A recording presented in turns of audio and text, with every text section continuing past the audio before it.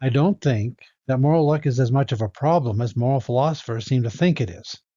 I tried to reach a solution in the context of my own moral theory and came to the conclusion that having moral luck in a moral system actually makes sense.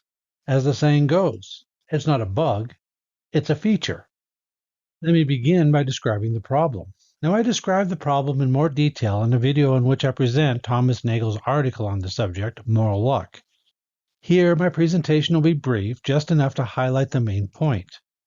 I will then discuss my first attempt to solve the problem in the context of the moral system that I defend, and I will then conclude with the realization that it's not a problem to be solved. The alleged problem of moral luck is typically described by referencing a number of hypothetical examples. The classic example involves two drunk drivers on their way home. Both of them swerve off the road and wreck their cars. However, one of the drunk drivers has the misfortune of killing a pedestrian. The problem is that the only difference in the fate of these two drivers is a matter of luck, something over which neither of the two drivers had any control. Yet this bit of luck results in substantially different moral and legal judgments. The driver who kills the pedestrian is subject to greater moral condemnation and greater penalties, all because of luck. And in the eyes of the law, one gets punished for drunk driving and the other is charged with vehicular homicide. Now let me turn to my first attempt to solve the problem based on the moral theory that I defend. A solution to the problem, or more precisely what I originally thought that a solution would require, is a system that gives equal blame to both hypothetical agents, independent of luck. So that's what I was struggling to achieve. There are a few components of the theory that are immediately relevant. First, I hold that morality aims at creating internal reasons, aversions, not to perform actions of a particular type. We condemn the breaking of promises to promote within the culture an aversion to breaking promises. We condemn rape, theft, and murder to create internal reasons to refrain from rape, theft, and murder. We condemn drunk driving to create internal reasons not to engage in drunk driving. These different reasons not to perform various types of actions, action types we call wrong, need not all be of the same strength. In fact, they should not all be of the same strength. We have reason to promote stronger aversions to the most harmful types of actions and less strong aversions to less harmful types of actions. Accordingly, we have reasons to create particularly strong aversions to murder, rape, and other violent sources of harm. At the same time, we are better served by weaker aversions to lying and breaking promises. In fact, we want people to be able to commit these wrongs when the stakes are particularly high. A person should not have such a strong aversion to keeping a promise that they can't break the promise to help somebody in need. There should be some aversion to breaking a promise, but not such an overwhelming aversion. Let me stress this point because it's going to be important. We create these aversions through social conditioning, through the very acts of praise and condemnation. The strength of the aversions it is reasonable for us to create through our social sanctions relate to the magnitude of the harms we can expect may come from people who perform actions of that type. We have reasons to create particularly strong aversions to murder, rape, and violent act types. We have reasons to create aversions, but weaker aversions to lying and breaking promises. This allows us to lie or break a promise when something of greater value is at stake, such as breaking a promise to provide life-saving aid to the victims of an accident. This applies to both external and internal reasons, to the severity of our criminal punishments, as well as to the severity of our moral condemnation. These are the features of the system I was working in. Now let me present my initial thinking of a solution to the problem of moral luck in cases like the drunk driver's case. Since morality is concerned with creating internal and external reasons, we need to determine the strength of the reasons to create. There are a number of factors that will go into this calculation, such as the odds that an act of that type will produce particularly good or bad effects.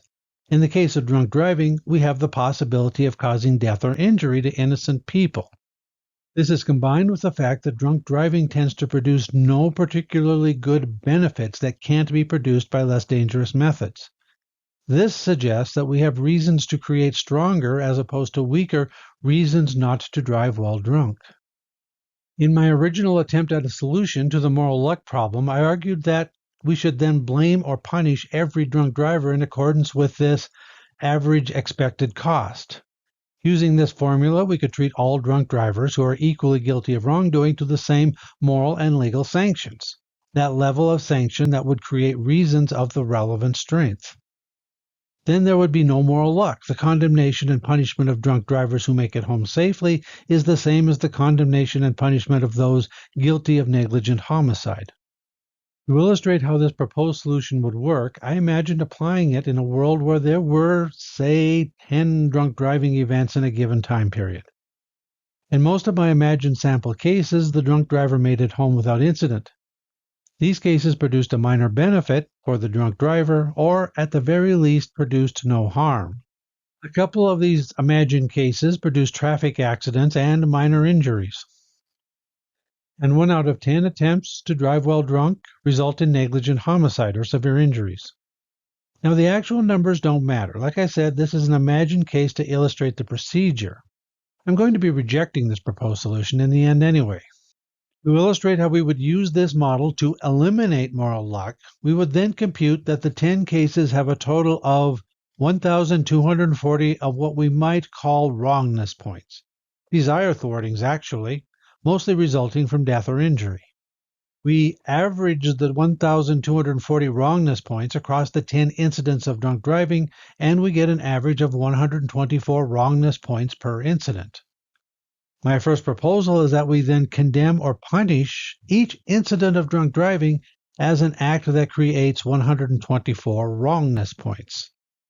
We eliminate moral and legal luck. Everybody performing the same type of act gets the same amount of condemnation and punishment. And then I thought, this is totally impractical. Why go to all this effort? And let's not underestimate how difficult this would be. We would have to agree on the numbers. And I don't even have a clue about how to actually calculate these numbers. I don't know how to implement the solution in the real world. Second, I can't imagine how to tell the parents whose child was killed by a drunk driver that they are only justified in condemning that driver according to this average number of wrongdoing points. Their child is dead, and that drunk driver's wrongdoing is responsible for that death. Remember, one of my original assumptions is that the institution of morality aims at producing practical solutions to practical problems.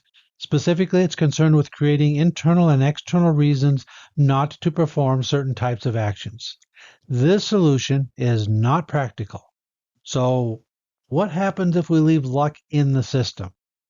If we leave luck in the system, then the magnitude of condemnation and punishment will be influenced by these matters of luck that determine the amount of harms done in a particular case. But it is still the case that if we look at a society over time and consider all of the different levels of condemnation and punishment over all of the cases of drunk driving, some punished harshly and some punished not at all, we would come to about the same result. We would get that result without all of the math and social and emotional engineering. It'll just happen. Plus, we would be providing people with external and internal reasons to reduce the possibility of the most serious harms. If all drunk drivers are treated alike, then there would be no incentive to try to aim for lesser harms over greater. By making condemnation and punishment proportional to harms done, individuals are given an incentive to take steps to reduce the harms done. Yes, this means that there is some level of luck involved in the magnitude of one's moral and legal condemnation. But luck exists. Good and bad luck is a part of life. It may be worthwhile to reduce some luck, but it's impractical to try to eliminate all of it. Morality is a practical solution to a practical problem, and we can't eliminate luck from practical solutions to practical problems. This does not mean that we should base our condemnation and punishment entirely on consequences. We know that we have reasons to give everybody reasons not to drive while drunk. External reasons in the form of criminal penalties and social sanctions, as well as internal motives to not drive while drunk. So it doesn't make sense to ignore these facts and celebrate the case of the drunk driver who happens to make it home safely. It makes sense to have a hybrid system, one that condemns all drunk drivers, but condemns those who bring about great harms much more than those that do no harm or even happen to produce a benefit. Ultimately, I came to the conclusion that moral luck is seen as a problem when we assume condemnation as a response to intrinsic culpability. And intrinsic culpability can't depend on luck. But that view of morality is mistaken. I see morality as being concerned with creating internal and external reasons not to perform actions of particular types. Simply in virtue of ease of use, there is room in morality for moral luck. All else being equal, given the prevalence of moral luck in the practice of morality, the theory that presents moral luck as a feature is to be preferred over the theory that presents moral luck as a bug.